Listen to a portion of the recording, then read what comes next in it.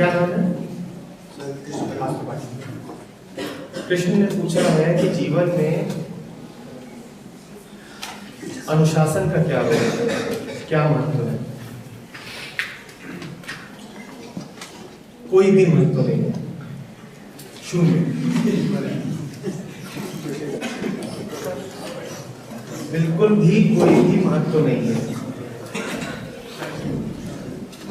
कृष्ण, तुम लोग आज सुबह भीतर जाकर के अपने प्रश्न लिख रहे थे, अपने मन को टटोल रहे थे, जान रहे थे कि क्या है जो यहाँ चल रहा है। तो क्या तुमने गौर किया था कि यहाँ पर कितना सुंदर मौन आ गया था? इतनी सी भी आवाज नहीं हो रही थी, इतनी सी भी आवाज नहीं हो रही थी, और वो किसी अनुशासन का नतीजा नहीं थी। न तो तुमने तय किया था कि हमें नहीं बोलना है, देखो ये एक अनुशासन की बात है कि हमें कुछ बोलना नहीं चाहिए।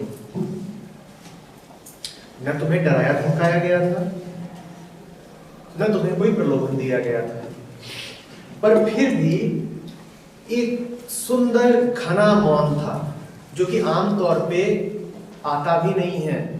कितना भी तुम अनुशासित होने की कोशिश कर लो, उतना मौन नहीं आता कभी।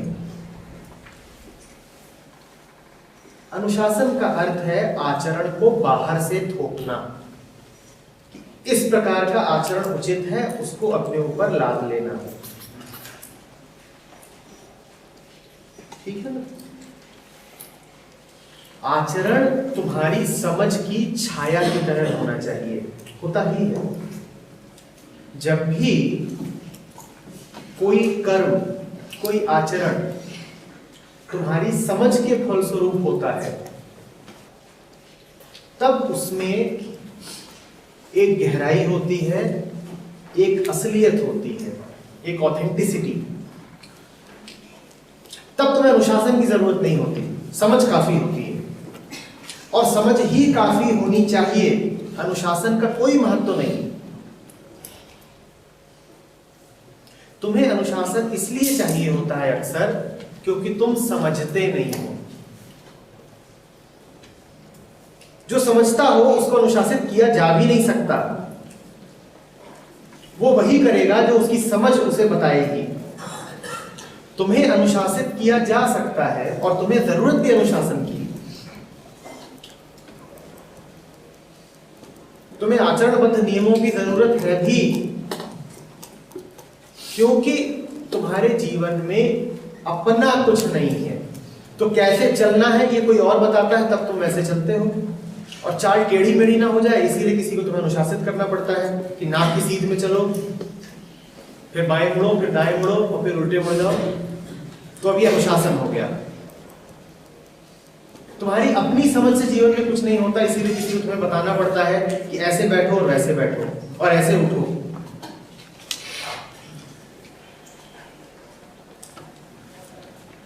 जितना विवेक कम होगा, अनुशासन की जरूरत उतनी ज्यादा पड़ेगी। एक छोटे बच्चे को बहुधा अनुशासित किया जाना पड़ता है, आवश्यकता भी है, नहीं तो जा करके बिजली के उस सॉकेट में उंगली डाल देगा। उसको अनुशासित करना पड़ेगा कि उधर नहीं जाना है, और बिना मुझसे पूछे ये सब काम नहीं करने हैं, उसको बताना पड़ेगा, नहीं तो उसकी जान को खतरा है। पर तुम छोटे नहीं हो, तुम बच्चे भी नहीं हो।